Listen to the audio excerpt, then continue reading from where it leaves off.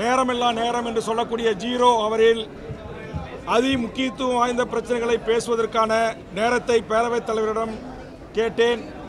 பேரவைத் தலைவர் அவர்கள் ஒரு சில நிமிடம் எனக்கு வாய்ப்பு தந்தார். அந்த வாய்ப்பை பயன்படுத்தி 2009 முள்ளிவாய்க்கால் நடந்தேறிய மாபெரும் இனப்படுகொலைக்கு ஒரு சர்வதேச நீதி விசாரணை வேண்டும் என்கிற ஒரு வரலாற்று சிறப்புமிக்க தீர்மானத்தை, அதே மாதிரி இனப்படுகொலைக்கு உள்ளான அந்த மக்கள் இலங்கை தீவில், தமிழீழத்தில், புலம்பெயர்ந்த நாடுகளில், தாய் தமிழ்நாட்டிலும் ஐக்கிய நாடுகள் சபையின் மேற்பார்வையில் ஒரு பொது வாக்கெடுப்பை நடத்தி அவர்களுக்கென்று ஒரு தனித்தமிழீழ அரசை உருவாக்கி தர வேண்டும் என்ற 2 பொருள் குறித்து மாண்புமிகு தமிழக முதலமைச்சர் அண்ணன் தளபதி அவர்கள் நடைபெறுகின்ற இந்த கூட்டத்தொடரிலேயே ஒரு வரலாற்று சிறப்புமிக்க தீர்மானத்தை நிறைவேற்றி ஒன்றிய அரசுக்கு உரிய அழுத்தத்தை தர வேண்டும் என்ற என்னுடைய வேண்டுகோளை முன்வைத்திருக்கிறேன். ஏற்கனவே அதிமுக ஆட்சியில் அம்மையார் ஜெயலலிதா அவர்கள் ஈழத்தில் நடந்தது இனப்படுகொலை என்றும் அதற்கு சர்வதேச நீதி விசாரணை நடத்தப்பட வேண்டும் என்றும் பொது வாக்கெடுப்பின் ஊடாக தனித்தமிழீழ அரசை உருவாக்கி தர வேண்டும் என்கிற தீர்மானத்தை நிறைவேற்றி ஒன்றிய அரசுக்கு தந்திருக்கிறார்.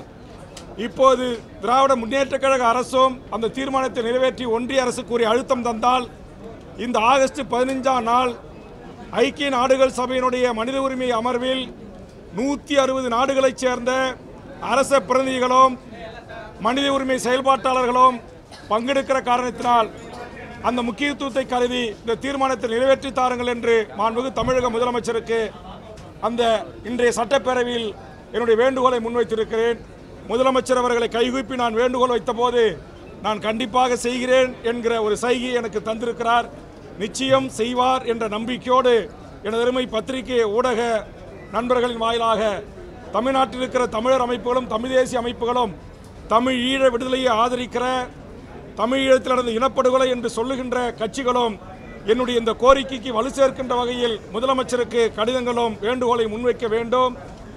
நம்முடைய முதலமைச்சர் அமெரிக்காவுக்கு சென்றபோது உலக தமிழருடைய அமைப்புகளும், அமெரிக்கா தமிழ்ச்சங்கமும், அமெரிக்காவில் வாழ்கின்ற பல்வேறு தமிழ் அமைப்புகளும், ஈழத்தமிழர்களும் ஒன்று கூடி இந்த வேண்டுகோளை முன்வைத்திருக்கிறார்கள். அதையும் நான் சுட்டிக்காட்டியிருக்கிறேன். இப்படி ஒரு தீர்மானத்தை நிறைவேற்றி தர வேண்டும் என்று முதலமைச்சரை சந்தித்து கடந்த சில மாதங்களுக்கு முன்பாக ஒரு கடிதத்தையும் முதலமைச்சர் கரங்களிலே நான் தந்திருக்கிறேன். நம்முடைய பேரவையினுடைய ஆவணத்தில் தமிழக சட்டமன்ற கோப்புகளில் அந்த தீர்மானம், அதிமுக ஆட்சியில் ஏற்றப்பட்ட தீர்மானம் அப்படியே இருக்கிறது. அதை ஒரே ஒரு நகல் எடுத்து தற்போதைய தேதியை மற்றும் மாற்றி அந்த தீர்மானத்தை நிறைவேற்றி ஒன்றிய அரசுக்கு அனுப்ப வேண்டியதான் வேலை. நான் பேசுகின்ற போதே சொன்னேன், இதனால் ஒன்றிய அரசுக்கோ மற்ற எந்த பிரச்சனைகளுக்கும் இந்திய இறையாண்மைக்கு எந்த பங்கமும் வந்துவிடாது. அதனால் முதலமைச்சர் நிறைவேற்றி தர வேண்டும் என்ற வேண்டுகோளை முன்வைத்திருக்கிறேன். ஒன்று.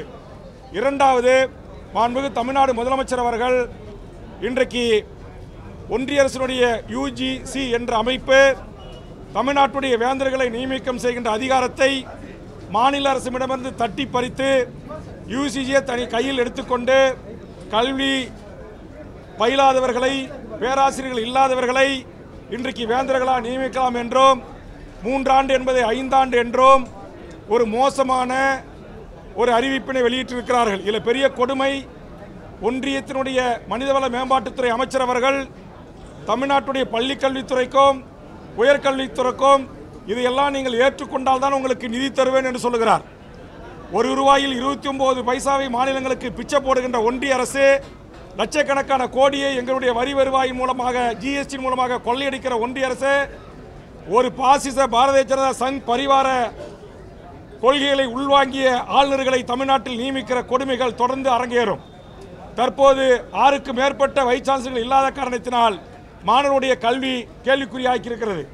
ஆளுநரும் UGCயும் நியமிக்கக்கூடிய உறுப்பினர்கள் தான் இன்றைக்கு முக்கியமானவர்களை, துணைவேந்தர்களை நியமனம் செய்யும் என்கிற திருத்தங்கள் அதில் இருக்கிறது. இது தமிழ்நாட்டு மாணவர்களின் கல்வியை பாதிக்கும். அதனால் இன்றைக்கு இந்து பத்திரிகையில் நேற்றைய தினம் இந்து தமிழ் பத்திரிகையில் வந்த தலையங்கம், அதுபோன்று சுரேஷ் என்கிற கல்வியாளருடைய கட்டுரையும் குறிப்பிட்டு பள்ளிக்கல்விக்கு மேடைக்கான கல்வியாளர் பிரின்ஸ் கஜேந்திர பாபு அவர்கள் அறிவித்த இதுபோன்று கல்வி ஒன்றிய மாநில அரசுகள் சேர்ந்து முடிவெடுக்க வேண்டியதை தந்தோன்றித்தனமாக தானா எடுக்கிற சர்வதேச போக்கை தமிழக வாழ்வுரிமை கட்சி கண்டிக்கிறது. பிரின்ஸ் கஜேந்திர பாபுனுடைய சொல்லை நான் பயன்படுத்த வேண்டுமென்றால், இந்தியாவை ஆண்டு கொண்டிருக்கிற நரேந்திர மோடி முசோலினியை போன்றோம், ஹிட்லரை போன்றோம் இன்றைக்கு மாநிலங்களை ஒடுக்கிறார், சர்வதிகாரத்தை நோக்கி இந்திய அரசை நடத்துகிறார் என்று அவர் சொல்லியிருக்கிறார். அது பத்திரிகை ஊடகங்களிலே இன்றைக்கு பதிவாகி இருக்கிறது. அதையும் சட்டமன்றத்திலே நான் பதிவு செய்து என்னுடைய கண்டனத்தை ஒன்றிய அரசுக்கும் யூசிசிக்கும் தெரிவித்து, மாண்புமிகு தமிழக முதலமைச்சர் அவர்கள் கொண்டு வந்திருக்கிற இந்த அரசினர் தீர்மானத்தை கட்சிகள் பாகுபாடின்றி ஒட்டுமொத்த தமிழ்நாட்டு அரசியல் கட்சிகளும் அமைப்புகளும் ஆதரிக்க வேண்டும். மாநில அரசின் உரிமைகளை காலில் போட்டு மிதிக்கிற இந்த சர்வதிகார போக்குக்கு ஒரு முடிவு கட்ட வேண்டும். அதனால் தான் சொன்னேன், அடைந்தால் திராவிட நாடு இல்லை சுடுகாடு என்று சொன்ன திமுக, அதுபோன்று தந்தை பெரியார் தன் இறுதி உரையில் தமிழ்நாடு தமிழருக்கே என்று முழக்க வைத்த ஒரு தனித்த தேசிய இனம் தமிழர் இனம். அந்த தமிழர் இனத்தை கல்வியின் ஊடாக சிதைக்கின்ற, இந்தியாவிலேயே கல்விக்கு முன்மாநிலமாக இருக்கின்ற, முன்னோடியாக இருக்கின்ற நம்முடைய தமிழகத்தினுடைய கல்விக் கொள்கையை புதிய கல்விக் கொள்கையின் ஊடாக திணிக்கின்ற பாசிச பாரதிய ஜனதா அரசின் நடவடிக்கைகள் எந்த முனை அளவும் நாம் இந்த மண்ணில் அனுமதிக்க கூடாது. அதற்காக நாம் ஒன்றாக நின்று போராடுவோம், அரசின் தோள் கொடுத்து துணை நிற்போம் என்ற கருத்தை சட்டமன்றத்தில் நான் பதிவு செய்திருக்கிறேன். இதையேத்தான் தமிழ்நாட்டில் இருக்கிற அரசியல் கட்சிகளுக்கும் அமைப்புகளுக்கும் நான் முன்வைக்கிறேன். நமக்குள் அரசியல் இருக்கலாம், எதிர்க்கட்சி, ஆளுங்கட்சி, ஆண்ட கட்சி என்ற கருத்து இருக்கலாம். ஆனால் பாரதிய ஜனதா கனிம கொள்ளையில் இருந்து, மக்கள் விரோத திட்டங்களில் இருந்து, சட்டங்களில் இருந்து தமிழ்நாட்டின் தனித்துவத்தை சிதைக்கின்ற முயற்சியில் ஈடுபடுகிறார்கள். இதை நாம் ஒரு காலத்திலும் அனுமதிக்க கூடாது. நாம் ஒற்றுமையாக இருந்து சதிகார திட்டங்களினுடைய டங்ஸ்டன் தொழிற்சாலையில் இருந்து, நம்முடைய கன்னியாகுமரி கனிம திட்டத்தில் இருந்து, நம்முடைய பரந்தூர் விமான நிலையத்தில் இருந்து, நம்முடைய எண்ணூரை பாதுகாப்பதற்கு மீனவர்களும் தமிழர்களும் போராடுகிறார்களோ, இன்றைக்கு அனல் மின் நிலையம் என்று இந்த விடயங்கள் அனைத்திலும் அதானி துறைமுகத்துக்கு தாரை வார்க்கிற நாசகர மோசகர திட்டங்களை எதிர்ப்பிலே நாம் ஒன்றாக நிற்க வேண்டும் என்று எனது அருமை பத்திரிகை ஊடகங்களின் சார்பாக தமிழ் தேசிய அமைப்புகளுக்கும், திராவிட பெரியாரிய இயக்கங்களுக்கும், முற்போக்கு இயக்கங்களுக்கும், சுற்றுச்சூழல் அமைப்புகளுக்கும் வேண்டுகோளை முன்வைக்கிறேன். நன்றி, வணக்கம்.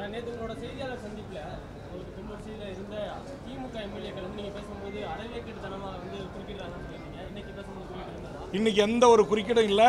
அப்படி ஒரே ஒரு எம்எல்ஏ தான் என்ன நான் பேச வரேன்னு தெரியாமல் நான் முதலமைச்சர் எழுந்துட்டார் உட்கார அண்ணன் தான் சொன்ன, வேறு எதுவும் தவறாக சொல்ல என்று சொல்லிட்டார்.